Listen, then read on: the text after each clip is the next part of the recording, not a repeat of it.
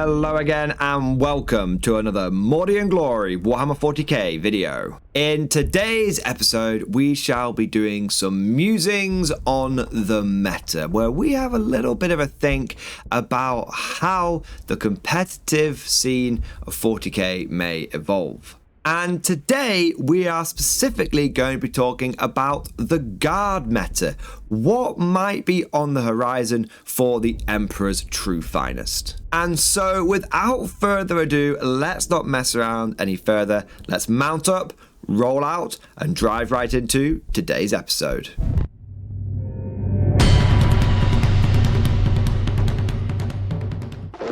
So there have been a few big picture changes to 40k recently.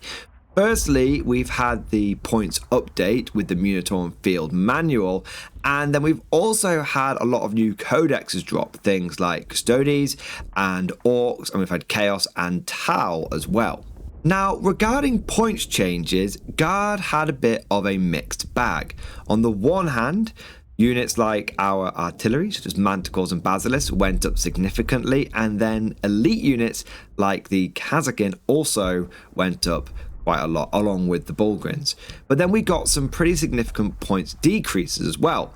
We had pretty much all of our Leman Russes go down by 10 or so points, and we also had some surprise points cuts in areas like Hellhounds, Hydras, and also Tempestus Scions.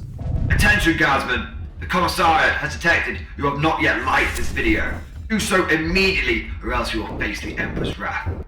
And anyone who has not yet subscribed to the channel will be transferred to the penal battalions. That is all. Move out! Now, these points changes essentially took the knees out from one of Guard's most competitive army lists, specifically the double Manticore, double Basilisk build that was being run very successfully by David Gaylard over on the Fireside podcast. If you've not checked those guys out, I highly recommend that you do. They are very, very good players that give some proper good insights into the meta. But on top of this, we also have, like I said, recent codex releases. And the one that I think is going to make the biggest splash is the new Orcs. Now, there seems to be two primary ways that Orcs are looking to dominate the meta. Firstly, we've got Bully Boys, which essentially involves a lot of Mega Knobs. And then we've also got Green Tide. Now, out of the two, I do think Bully Boys is the traditionally more competitive way of playing, but I think you're going to see a lot of Green Tide being played because, well, Orcs love Orc boys, and any excuse they can get to run a proper big mob of lads on the board, Orc players are going to take that. But wait, there's more we need to add into this melting pot, because we've seen a number of elite armies get hit hard as well. Custodes have definitely been taken down a peg or two, and we've also had Necrons, which have become quite expensive. And some of the traditionally very powerful Necron builds, there's not a lot of room left in the budget if you go for 2 or 3 Catans anymore. So we're seeing some armies become much more elite, and they are struggling because of that. And we're seeing other armies which traditionally have a high model count hitting the table as well. Combining that with a number of our artillery choices, getting points increases, all of this is getting put into the mixing pot. All of this is going to result, I believe, in a different guard meta. Specifically, I believe that we are moving towards a quantity has a quality of its own meta. Now, this does not mean that I think that pure infantry is suddenly going to take off. I know what you guys are like, oh, Mordin, you're banging on about pure infantry again. No, I'm actually talking about a quantity hybrid guard meta. Now, hybrid guard is where you take a mixture of tanks, infantry, and artillery. Now, hybrid guard has some advantages and disadvantages. The advantage, obviously, is that you have a little bit of everything, lots of tools in the toolbox. The disadvantage traditionally has been you don't have enough of one particular thing. So you might have 60 to 80 infantry, but then you come across a really assault-heavy army, and they're able to blow through your screen, and your damage dealers start getting tied up. Or you might end up facing off against a particularly shooty arm, and you don't have as much firepower as you would quite like because you've put maybe, you know, a quarter, if not half of your points into your infantry corps. So Hybrid Guard is good, and it's definitely a good take all comers, but there have been some reasons why it's not necessarily reached for the stars. But I think that's changing, because I think now with these recent changes, Guard can have their cake and eat it. Guard can have the quality that comes with a hybrid Guard army, but also with the quantity of certain Guard styles of play, such as I want a quantity of tanks with mechanized Guard, I want a quantity of infantry with foot Guard. Let me illustrate this with a couple of example army lists. When I first started playing 10th edition, my go-to Hybrid Guard army consisted of 3 blobs of Death Korps Krieg, and then I would support that with the Supreme Command blob with the Lord Solar and whatnot. I'd have 4 main battle tanks. I'd probably go for a Dawn and maybe a couple of Leman Russes, and there'd be enough points left over for maybe a Hydra or something to bulk out the armor fleet. And then for artillery, you know, there'd be maybe a couple of Basilisks or a couple of Manticores, just 2 sources of indirect fire. But now things have changed. My recent Hybrid Guard army that I took to a tournament and went 3-0 with as an RTT at a Shark tank had 6 tanks in it, and 100 infantry, and 3 sources of artillery. I had 3 Hellhounds, 3 Vanquishers. I had a Supreme Command blob and 4 blobs of infantry, and I even had a unit of Ogre and a Commissar that I chucked in there just to try them out. If I hadn't put those units in, guess what? That's another big blob of infantry in there with character support. I also had 3 heavy weapon teams filled to the brim with mortars and the character support to make them work, with Ursula Creed running around handing out free fields of fire. I didn't have 60 infantry and 3 tanks. I had 100 plus infantry and 6 tanks. And all of those infantry were able to constantly be recycled with reinforcements. And all of those tanks had a 2+ save, making them eminently durable. Sure, individually, a Hellhound doesn't stack up that great versus a Rogel Dawn. But I'm not taking 1 Hellhound, I'm taking 3. I'm not taking 1 Vanquisher, I'm taking 3. And here's a funny little fact for you. For the price of 1 Rogel Dawn, you can get 1 Hellhound and 1 Vanquisher. That's a lot of firepower across 2 vehicles, a lot of wounds, still a 2-up save. There's a lot that can be said for taking double the vehicles. Actually, let's drill down on that a little bit more. Let's drill down on this quantity and quality thing. Because it's not just a case of how much you can take and so what tools you have at your disposal. It's also a case of what your opponent has to deal with. Previously, your opponent might take out a Leman Russ on a flank, and that was the fire support on that flank taken care of. But now there's 2 Leman Russes.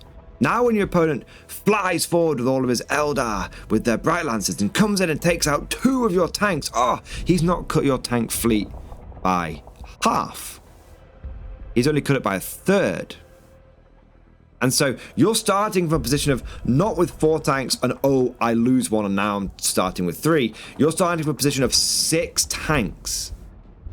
That is 6 2+ save vehicles that your opponent has to deal with, because every turn he doesn't, those vehicles are hitting him. And individually those vehicles might not have a big boom on 1 turn, but over the course of 5 turns they're going to win by attrition. And I think that's the thing that Guard can do better than any other faction out there right now. We can have quality attrition. We're not bringing 6 vehicles to the table and, you know, it's a bunch of Space Marines trying to shoot out the back of a Rhino with a Lance Cannon, or Chaos Space Marines, or Death Guard, whatever you want to call it. It's a Leman Russ. It's got a Lance Cannon, it's got Plasma Cannon, it's got Heavy Stubber, it's got a Hunter Cannon, it's got a goddamn main cannon that can put a round through the front of a Gladiator and out of the back. You've got a vehicle which is cheaper than a Gladiator Lancer, and I've not... This is very much napkin math that we did on a live stream, okay? But when me and chat went through this on live stream, we were like, well, we were trying to work out which one's better, a Gladiator Lancer or a Vanquisher, and it was like, well, what we came to was, which one's going to fire first? Which one gets the drop? And if the Leman Russ can save one of those Lancer shots on a 5-up, bear in mind, because it's got a 2-up save, that can hugely skew the result. Whereas the Lancer typically operating on like a 6-up save, which is much harder to fish for. And so, yeah, okay, you've got, even if they're equal, even if they're equals, Vanquish is 15 points cheaper. That's 50 more points you have elsewhere to spend in your list over the course of 3 Vanquishers. That's 45 points. That's a tech-boost engine seer. That's the majority of your way to a unit of Scions or 2 Cyclops and militia vehicles. That's your secondaries covered, essentially, for free. I know that's a little bit of like backward logic, but you know what I mean. Points that you've now saved by going down this quality route, just comparing to other factions. Not even looking internally, just comparing to other factions. Points you've saved allow you to keep up with the firepower and get efficiencies elsewhere in your list. Now, I don't want to overegg the pudding here. I don't want to flog a dead horse. The main point I'm trying to make here is that it's just a lot of stuff for your opponent to deal with. If your opponent is having to deal with you bringing 2 extra tanks, that might stretch their traditional anti-tank resources. And if your opponent's having to deal with you bringing 20 to 40 more infantry, that's going to stretch their anti-infantry capabilities. And Guard are very good at having good combat width, and this leads into that as well. It gives you more redundancy. It just leads into a lot of things that Guard are good at doing. However, I want to make something abundantly clear. There's going to be some people down in the comment section right now that are desperately typing away, but Morden, you said that double Dawn was good, that triple Rogal Dawn was the way to go. Is that now bad? Have I made the wrong decision? Not at all.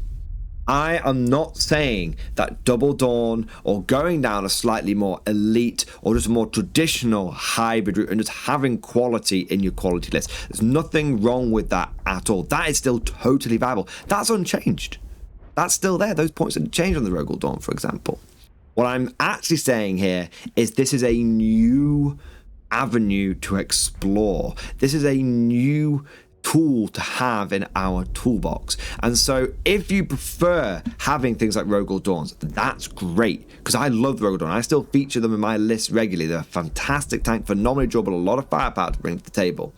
But if you're someone that prefers a fleet of Hellhounds, a fleet of cheap Lehman Russes, if you are someone that prefers taking Catachans over Kriegers, I think now you have got ways of not only being able to bring that to the tabletop, but that being effective as well. I actually talked about this a few months ago with the last round of points cuts that Guard got, and I said that we were on the cusp of having this quantity has a quality of its own, but you couldn't quite fit in the 6 tanks you need. You couldn't quite fit in that and the infantry and the artillery. Well, now what I'm saying is that that is there, and those people that want to go full Guard tide can do so.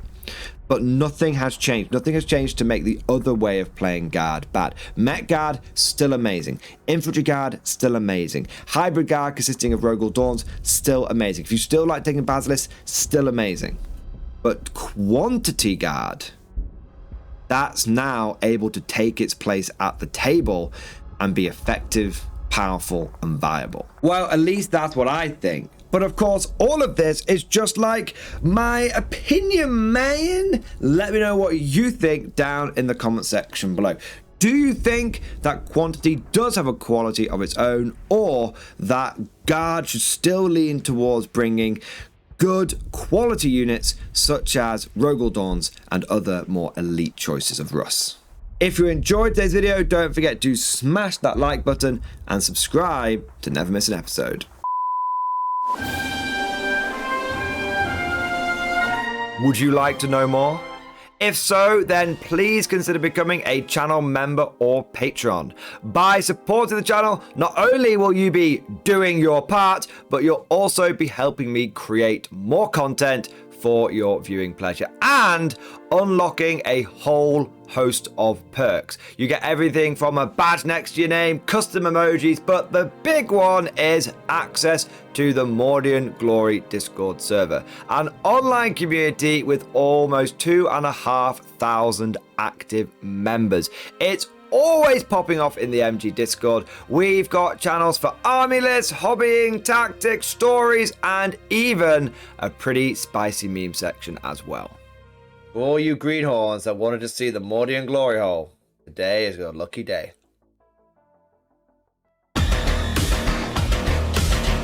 And joking aside, I do want to say a massive thank you to all of the current channel members and Patreons. You guys are amazing. Truly the lifeblood of the channel. I could not do Mordian Glory full-time without the incredible and generous support of my members. So thank you guys so much. And last but certainly not least, I want to say a personal thank you to all of my top tier Patreons. These are the War Masters, the people who have truly gone above and beyond the call of duty. So a heartfelt thank you to Alex Dengal, Bon Vert, Mad Larkin, Marcus Roberts, Mark Panconi, RJ Scorpion, Swordfish Trombone, Try Again Bragg, John Stubbs, Nick Wolf, Diesel Fox, and August Barney. Seriously guys, thank you from the bottom of my heart. Your support is incredible and it makes a huge difference. Thank you so much. That's all for now. Hope you've all enjoyed today's video, and of course, as always, see you guys next time.